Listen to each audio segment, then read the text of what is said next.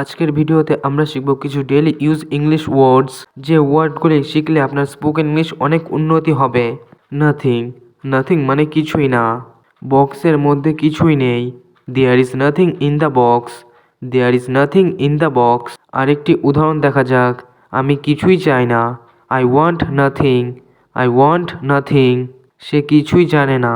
He knows nothing, he knows nothing. আমি কিছুই জানি না।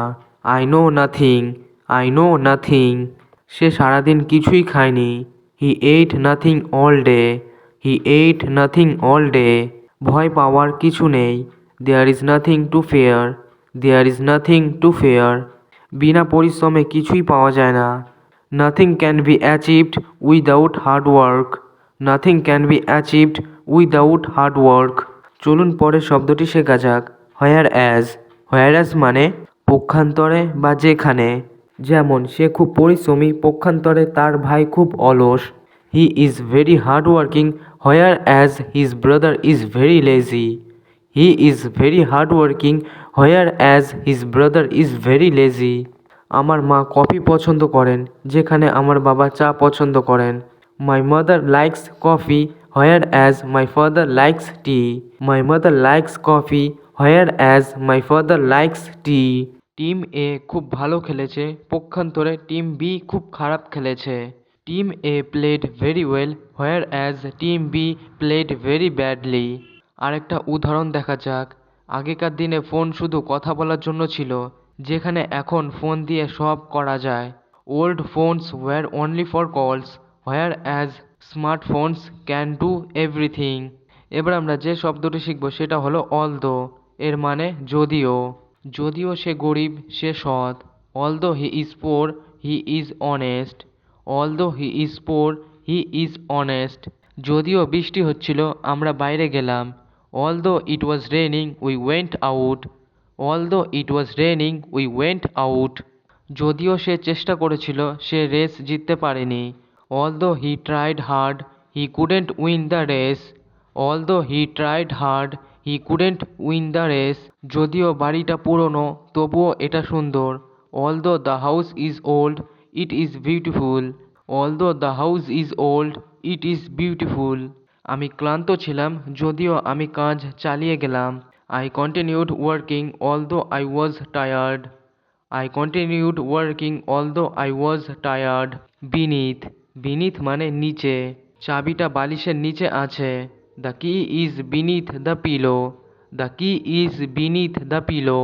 চাবিগুলো বইয়ের নিচে আছে। The keys are beneath the books, the keys are beneath the books. সে আমার মর্যাদার নিচে। He is beneath my dignity, he is beneath my dignity. আমরা চাঁদের নিচে বসেছিলাম। We sat beneath the moon, we sat beneath the moon. নদীর নিচে একটা গুপ্ত সুড়ঙ্গ আছে। There is a secret tunnel beneath the river, there is a secret tunnel beneath the river. Through, through মানে মধ্যে দিয়ে। বলটা জানালার মধ্যে দিয়ে চলে গেল। The ball went through the window, the ball went through the window. আমরা জঙ্গলের মধ্যে দিয়ে হাঁটছিলাম। We were walking through the jungle, we were walking through the jungle. ট্রেনটি টানেলের মধ্যে দিয়ে যাচ্ছে।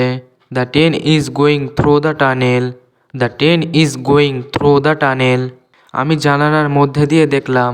I looked through the window, I looked through the window. আমি খবরটা আমার বন্ধুর মাধ্যমে পেয়েছি।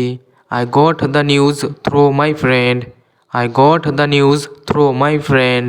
সে খুব কঠিন সময়ের মধ্যে দিয়ে যাচ্ছে। He is going through a tough time, he is going through a tough time. এবার আমরা এগেনস্টের ব্যবহার শিখব। এগেনস্ট মানে বিরুদ্ধে বা হেলান দিয়ে। যেমন আমি তোমার প্রস্তাবের বিরুদ্ধে। I am against your proposal, I am against your proposal.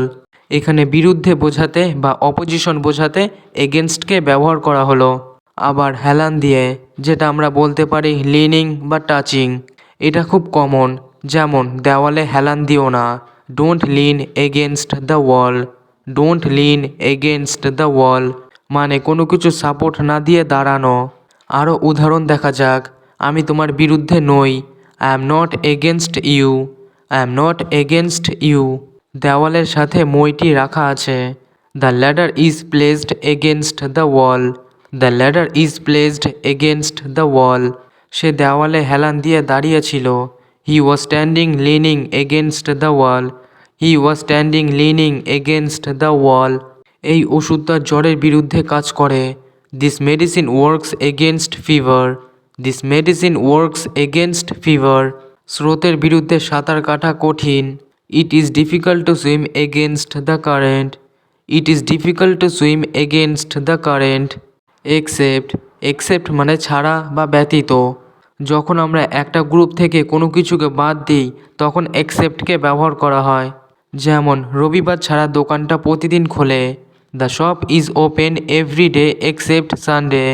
The shop is open every day except Sunday. আমি রবিবার ছাড়া প্রতিদিন কাজ করি। I work every day except Sunday.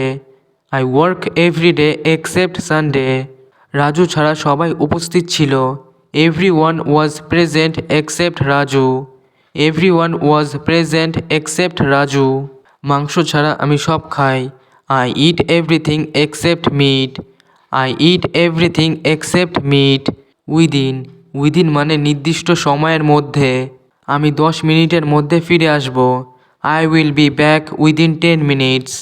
I will be back within 10 minutes. তোমাকে এই কাজটা 1 সপ্তাহের মধ্যে শেষ করতে হবে। You have to finish this work within a week. You have to finish this work within a week. দয়া করে লাইনের মধ্যে থাকুন। Please stay within the lines. Please stay within the lines. During. During মানে চলাকালীন বা সময়ে। যেমন ক্লাস চলাকালীন কথা বলো না। Don't talk during the class. Don't talk during the class. Meeting চলাকালীন আমি নোট নিচ্ছিলাম। I was taking notes during the meeting. I was taking notes during the meeting. Behind. Behind মানে পেছনে। দরজার পেছনে দেখো। Look behind the door. Look behind the door.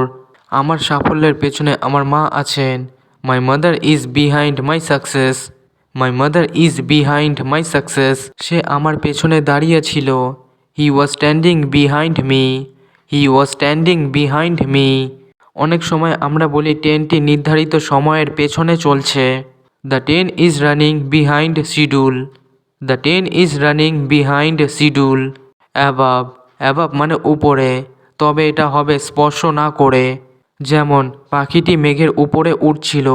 The bird was flying above the clouds. The bird was flying above the clouds. ফ্যানটি আমার মাথার উপরে। The fan is above my head. The fan is above my head.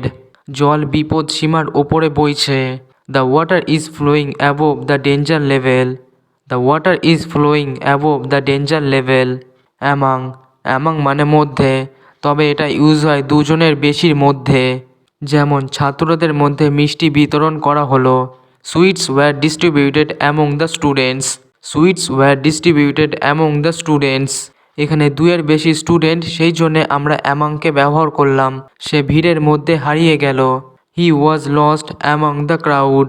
He was lost among the crowd. তারা নিজেদের মধ্যে ঝগড়া করছিল। They were quarreling among themselves. They were quarreling among themselves. বন্ধুদের মধ্যে সে সবচেয়ে লম্বা। He is the tallest among his friends. He is the tallest among his friends. Under. Under মানে নিচে। বিড়ালটি টেবিলের নিচে ঘুমাচ্ছে। The cat is sleeping under the table. The cat is sleeping under the table. সে আমার অধীনে কাজ করে। He works under me. He works under me. আমরা গাছের নিচে বিশ্রাম নিলাম। We took rest under the tree. We took rest under the tree. এখানে আপনাকে মনে রাখতে হবে আন্ডার মানেও নিচে, বিনিথ মানেও নিচে, তবে বিনিথ অনেক বেশি ফর্মাল। ফ্রম। ফ্রম মানে থেকে। আমি কলকাতা থেকে আসছি। I am coming from Kolkata. I am coming from Kolkata. এই খবরটা রাজুর থেকে শুনেছি। I hard this news from Raju. I hard this news from Raju. আঙুর থেকে ওয়াইন তৈরি হয়। Wine is made from grapes. Wine is made from grapes. আপন। আপন মানে উপরে। সে ঘোড়ার পিঠে চড়ে বসলো। He got upon the horse. He got upon the horse. Eid আমাদের দুয়ারে এসে গেছে। ঈদ ইজ আপন আস।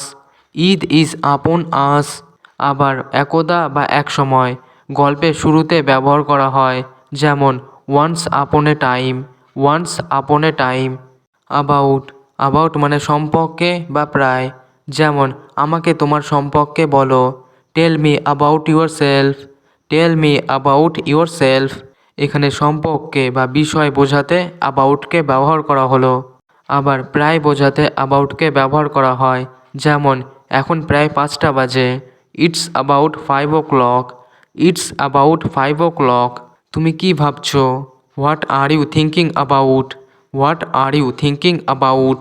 আমি তোমার ব্যাপারে চিন্তিত। I am worried about you. I am worried about you. এখন প্রায় 10টা বাজে। It is about 10 o'clock। It is about 10 o'clock।